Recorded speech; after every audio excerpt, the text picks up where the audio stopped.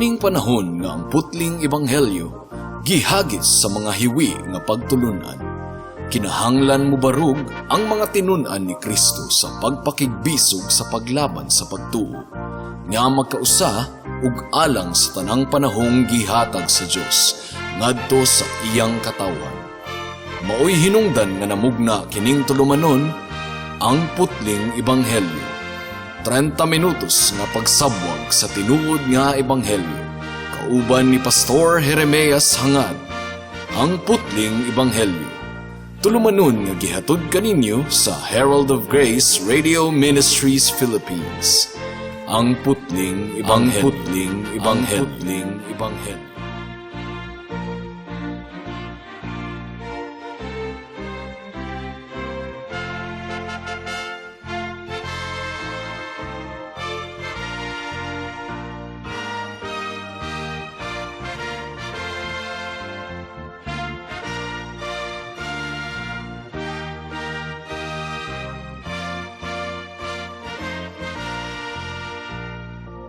Ang sibya ning takna sa kahaponon o sa ka-live sermon ni Pastor Jeremias Hangad sa Salitran Covenant Bible Church sa Dasmariñas City, Cavite.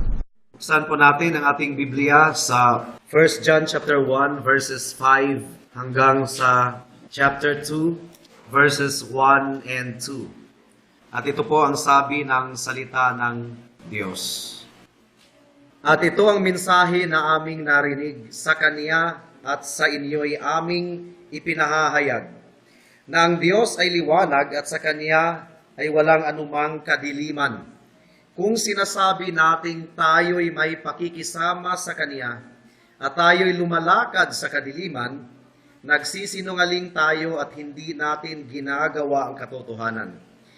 Ngunit kung tayo'y lumalakad sa liwanag, na tulad niya na nasa liwanag, may pakikisama tayo sa isa't isa at ang dugo ni Jesus na kaniyang anak ang lumilinis sa atin sa lahat ng kasalanan. Kung sinasabi nating tayo'y walang kasalanan, dinadaya natin ang ating sarili at ang katotohanan ay wala sa atin. Kung ipinahahayag natin ang ating mga kasalanan, siya ay tapat at banal na magpapatawad sa ating mga kasalanan at tayo'y lilinisin sa lahat ng kalikuan. Kung sinasabi nating tayo'y hindi nagkasala, ginagawa natin siyang sinungaling at ang kaniyang salita ay wala sa atin.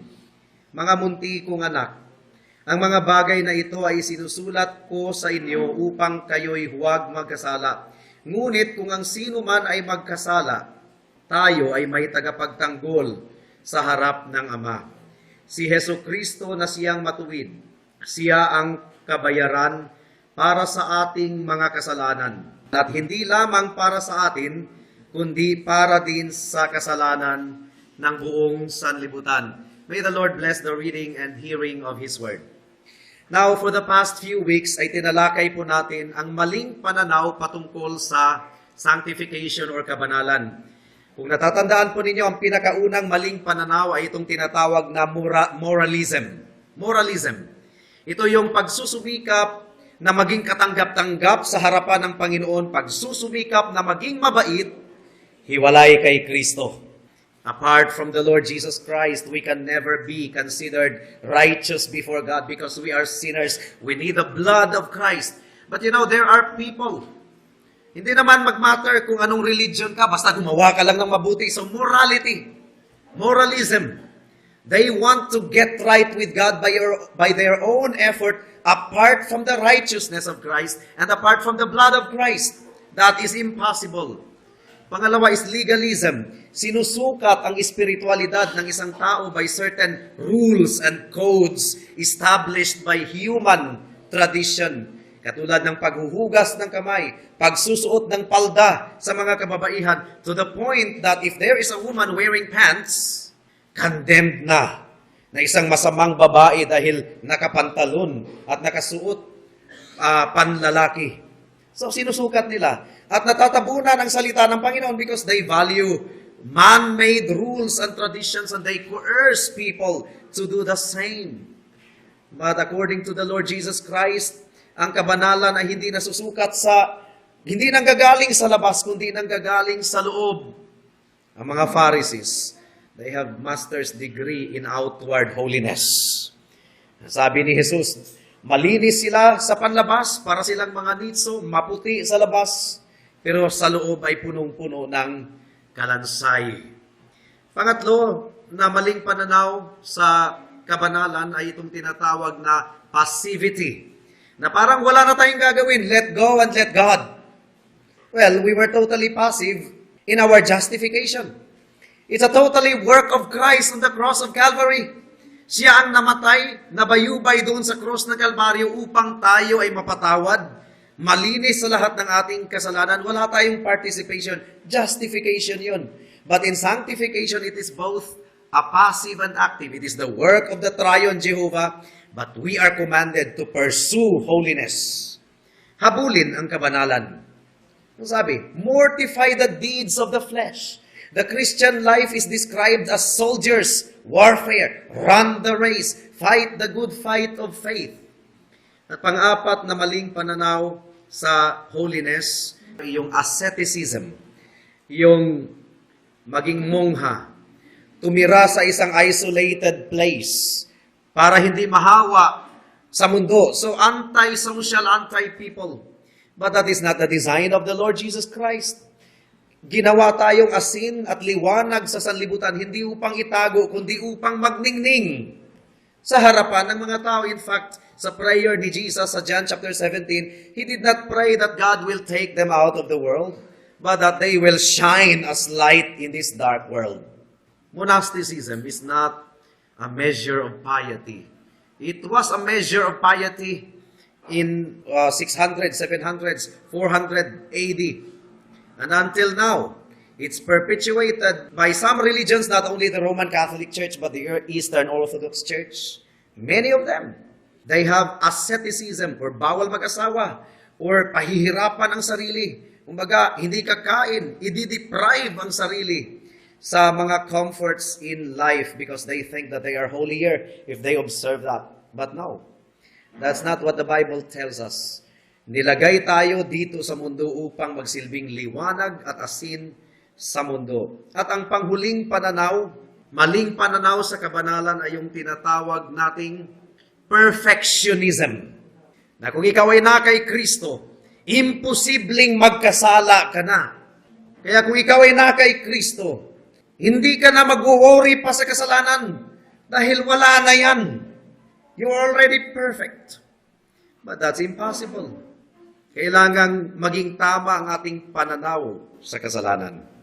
Isang palatandaan ng taong na kay Kristo ay nagsusumikap upang mamuhay ng banal.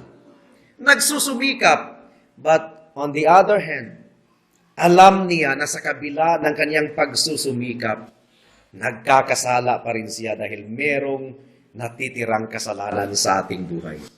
So what's the difference? Nagkakasala pa lang mga Christians, nagkakasala din ang mga hindi Christians. There's a big difference. When unbelievers sin, they enjoy their sin. No struggle whatsoever. And they justify their sin. And many people in the world today march to win the right to justify their sin. Pro-abortion rally, pro-LGBT rally, they march to win the right to justify their sin. Legalize marijuana, legalize abortion. When people commit sin, they enjoy their sin and they want to justify their sin. That's the difference when unbelievers fall into sin. They are really so much in love with their sin that they think that they are the defense lawyers of their sin. And they're willing to condemn people who pinpoint their sin. And those people na nagsusumikap na mamuhay ng may kabanalan, sasabihin nilang, lalagpas na sa langit kayo dyan. Too much for everything is bad. Masama din yung labis-labis na, joy naman sa amin, paminsan-minsan. You see? Ang tunay na Christian, according to our text this morning, nagsusumikap tayo na hindi tayo magkasala. Consciously, iniiwasan ang kasalanan. There is an effort na iwasan ang kasalanan. But at the same time, despite our conscious effort, and despite our best effort, we are very much aware na meron pa rin natitirang kasalanan sa ating buhay, and that gives us sorrow. Hindi natin ikinatutuwa ang ating kasalanan. Hindi natin ipinagtatanggol. Napipighati tayo palagi. Nalulungkot tayo palagi. And for a Christian to fall into sin, there is no other way out but to call upon the name of the Lord and to appeal once again to the blood of Jesus Christ as the only basis of our forgiveness of sin. At kung natatandaan ninyo, kahit 1,000 beses ka pang magsasabing, Lord, patawad, pero hindi ka nagtitiwala sa dugo ni Jesus na siyang batayan sa ating kapatawaran. Yung pagsasabi mong, Lord, forgive me, orasyon lang yan. Your confession of faith must be coupled with faith in the blood of Jesus Christ. The blood of Jesus Christ shed at the cross of Calvary is the only basis of the forgiveness of your sin, past, present, and future. So, we deal biblically with sin. Because if we are not dealing biblically with sin, we are not walking in the light. Verse 8, 1 John chapter 1, verse 8.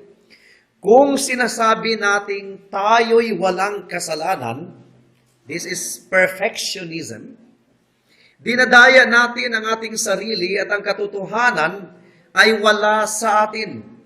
Kung ipinahahayag natin ang ating mga kasalanan, siya ay tapat at banal na magpapatawad sa ating mga kasalanan at tayo'y lilinisin sa lahat ng kalikuan. Kung sinasabi nating tayo'y hindi nagkasala. So this is a direct assault on perfectionism.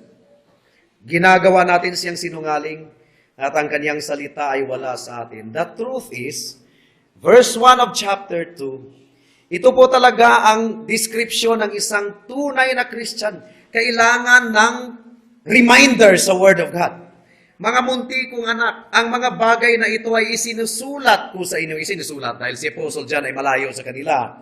Kung malapit si Apostle John sa kanila, ito ipinipreach. The truth is, we need the constant reminder of the Word of God. For what purpose? Upang kayo'y huwag magkasala. What is the purpose of preaching Sunday after Sunday before the pulpit? In order to remind the congregation na iwasan ang kasalanan. Isang palatandaan ng mga tao ng Diyos ay aktibo na umiiwas sa kasalanan. But there is a provision. Ayaw ng Panginoon na tayo ay maging delusional, perfectionist. Ang sabi dito, ngunit kung ang sino man ay magkasala. And the sad truth is, lahat tayo ay nagkasala. But the difference, hindi natin pinagtatanggol ang ating kasalanan.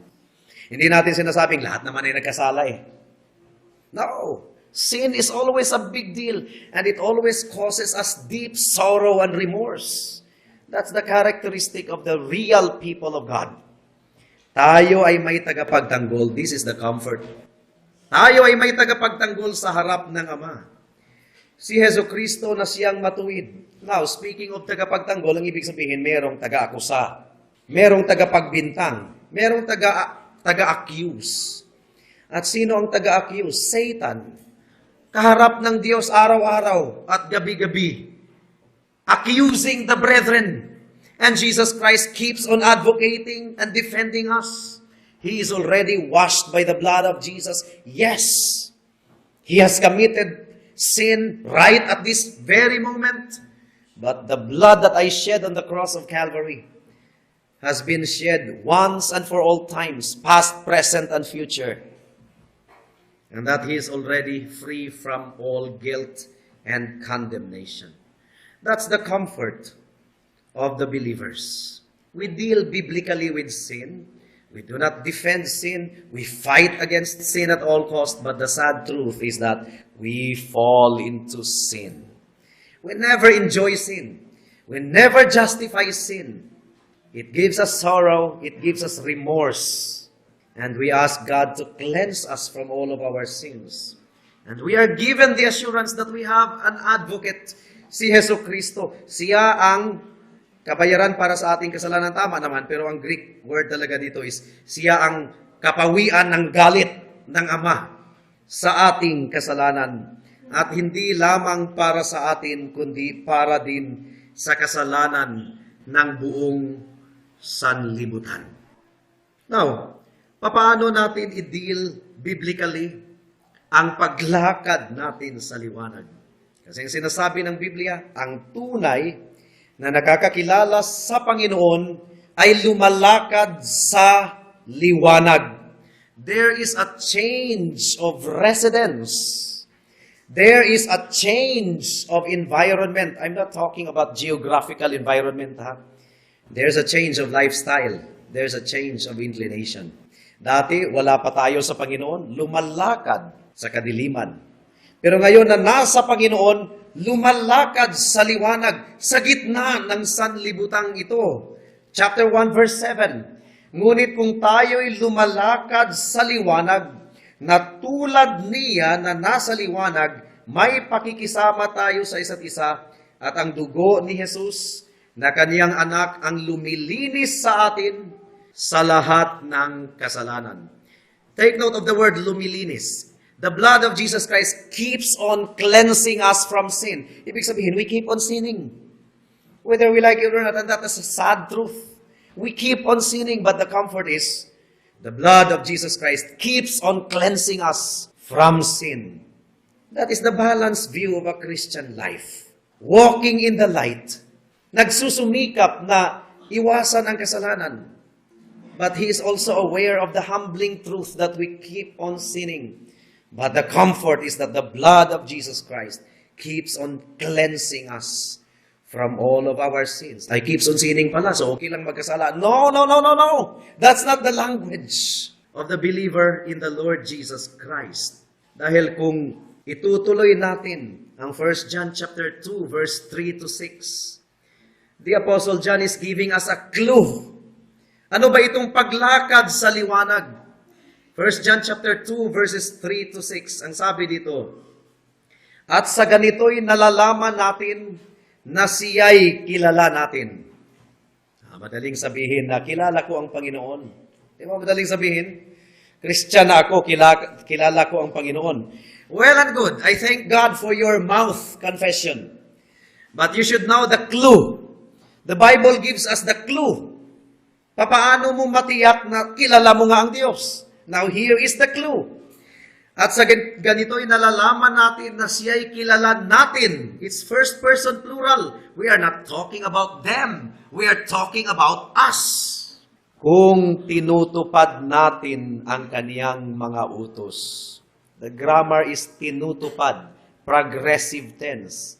Hindi occasional obedience, but constant obedience. It's not occasional obedience. You say that you know the Lord Jesus Christ? Well, here is a clue. You are walking in constant obedience, not occasional obedience. And that is true in all of our aspects of our lives. Daily. Hindi Sunday obedience lamang.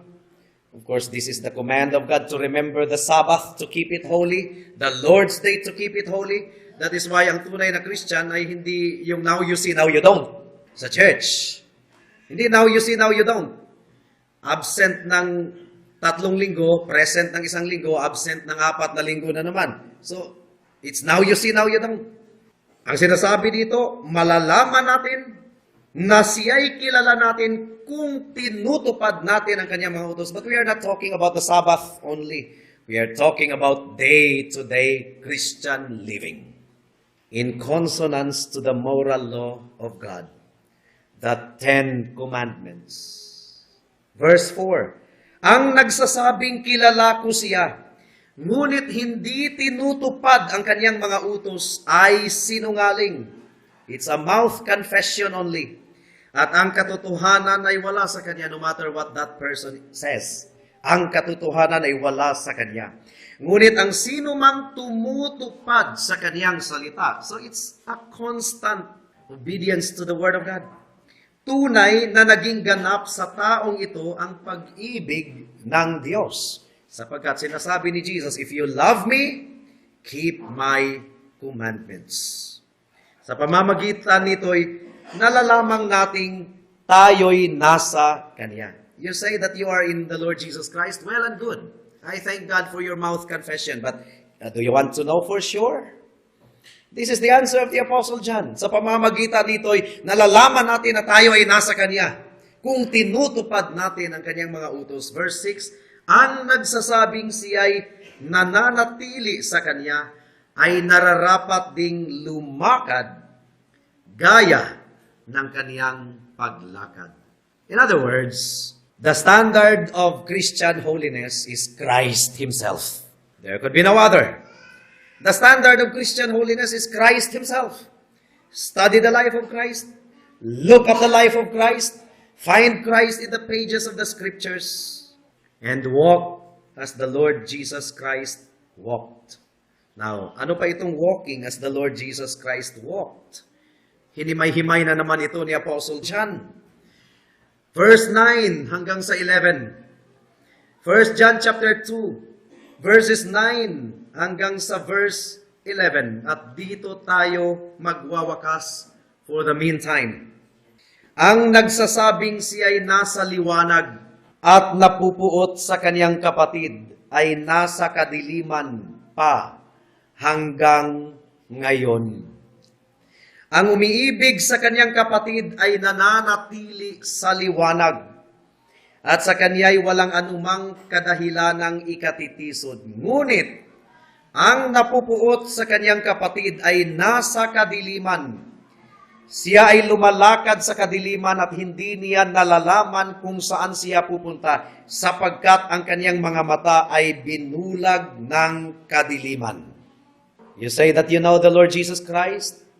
I praise God for your mouth confession, but here is a clue. The first clue is we keep on obeying the law of God. We keep on walking as Jesus Christ walked. And the first specific is we keep on loving the brethren. Itinatanong ko palagi sa aking mga estudyante, anong spelling po ng love? Ang sagot po nila ay L-O-V-E. Oh yes, that's the spelling of love. But what is really the spelling of love? The spelling of love is T-I-M-E, time. Ang isang husband na sinasabing mahal niya ang kanyang misis at ang kanyang mga anak, mahal niya ang kanyang pamilya. Pero pag uwi niya sa bahay galing sa trabaho, magbihis lang ng sandali, tapos pumunta sa kanyang mga barkada at nagiinuman at nag-uumpukan. Walang time sa kanyang family. Umiibig yan sa kanyang family? No, lodging house lang niya yung kanyang family. Lodging house. We cannot say that he loves his family. Kung hindi niya ginagrab yung opportunity to be with his wife and with his kids, yes, we need to work. But paramount to our work is to have quality time with our wife and our kids. And you say that you love the brethren, but you don't want to fellowship with the brethren. Umiiwas sa brethren. Pero sa company of the evildoers, the company of the mockers, the company of the materialistic people of the world, there is comfort. He finds family. But in the company of the people of the church, the brethren whom the Lord redeemed by His blood, ay umiiwas at walang spark sa kanyang puso at isipan. That is one of the clues given in the Scriptures for us to ascertain that we are really walking as the Lord Jesus Christ walked. And so if you do not really love people who have been born again, then you are not a Christian. You do not pray for them. Your heart doesn't beat for their good, for their welfare. Your heart doesn't beat to pray for them and to comfort them in their time of grief and even to help them out in their time of need. Know for sure that the Bible categorically calls you as a false professor of Christian religion. May the love of the Lord Jesus Christ be manifest in all of those who say that they belong to Him. If you love me, keep my commandment. Obedience to the law of God is an evidence that we love the Lord. Walking as the Lord Jesus Christ walked is an evidence that we are the disciples of Christ. and loving the brethren for whom the Lord Jesus Christ died is an evidence that we really know the Lord Jesus Christ. If we say that we love Him and yet we hate the brethren, then we are liars. Sinasabi ng Panginoon. Bear ye one another's burden. Please turn to Galatians chapter 6. The church is bidden to bear one another's burden. In other words, the presupposition is that Christians are not exempted from burdens. May mga tao na gusto maging Christian dahil iniisip nila na kung sila ay Christian, exempted na sila sa burden. But here is the Apostle Paul in the book of Galatians nagsasabing, bear ye one another's burden. So the presupposition is, Christians are not exempted from burdens, from trials and problems in the world. Mga kapatid, verse 1, Galatians 6, verse 1. Kung ang isang tao ay natagpuan sa anumang pagsuway, kayong mga espiritual ay dapat panunumbalikin siya sa espiritu ng kaamuan. Tingnan ang inyong sarili, baka ikaw ay matukso rin. Verse 2. Dalhin ninyo ang mga pasanin ng isa't isa. At sa gayon ay matutupad ninyo ang kautusan ni Kristo. How do we bear one another's burden? Well, first and foremost, we pray for them. And that is why there's a call for brethren to join the prayer meeting. That's the least that we can do to bear one another's burden, to pray for one another. Have you cared? Na kumustahin ang mga kapatiran? Anong maipag-pray ko sa iyo? Because the prayer of the righteous is powerful and effectual. Do not discredit your prayer. The Lord answers prayer. So when you ask the brethren, anong maipag-pray ko sa iyo sa linggong ito, you are actually bearing His burden. And then it is also translated in practical terms. Kung merong humihiling sa iyo ng tulong, at sasabihin mong, sige, humayo ka, may the Lord's grace be with you. But it is within your capacity to help, and you withhold the help. Ano sinasabi ng Biblia? That is condemnable in the book of Proverbs. If someone has confided his problem to you, as a brother in the Lord, and it is within your capacity to help that person out, do not withhold, says the Lord. Bear ye one another's burden. And so, we will end with this. And I leave this to you as a challenge. Bear the burden of the brethren this week. Let's pray for one another. For the unbelievers who are not yet in the Lord, when you have burdens, yes, you have friends to help you out. But that is the most that you can have. But don't you know that friends are only friends if you have something? In this world, there's no real friend. That is an illusion. Walang tunay na kaibigan sa mundong ito. Pero sa Panginoon, merong tunay na kapatid, merong tunay na kaibigan. The Lord Jesus Christ is a friend that sticks closer than a brother. And the Lord Jesus Christ will defend us no matter what. Come to Jesus Christ. Kaibigan, kung wala ka pa sa Panginoon. Punong-puno siya ng pag-ibig at awa sa mga makasalanan na tulad mo. But the justice must be paid. That's why He died on the cross for sinners like you and me. Now, run to Him. He is ready to welcome you. And not only to treat you as a friend, but to adopt you into the family of God. Come to Him right now. The invitation is still available. It's not an everlasting invitation because judgment will come. But before that judgment comes, Jesus Christ is welcoming sinners right now. Come to Him. Tayo po ay manalangin. Salamat po, Diyos, sa hapong ito, sa pangangaral ng inyong mga salita. Hinihiling po namin, Panginoon, ang practical application ng aming pinag-aralan sa hapong ito. Kaya nga, kailangan namin ng preaching, ng constant reminder upang hindi kami magkasala. But you've given us also the assurance that if we fall into sin, we have an advocate. Christians never become licentious when it comes to sin. They do their best to run away from sin. But we are mindful that our best effort ay hindi nagbibigay kahulugan na hindi kami nagkakasala. It's a sad reality, but it's comforting to know that we have an advocate. O Lord, nawa po ay lumakad kami gaya ng paglakad ni Jesus. Naway constant ang aming obedience and not occasional obedience. At naway aktibo ang aming pagmamahal at pag-ibig para sa mga kapatiran.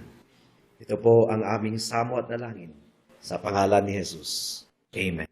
Alang sa dugang nga mga pangutana, mahimong mo text kang Pastor Jeremias hangad sa 0935 744 3030.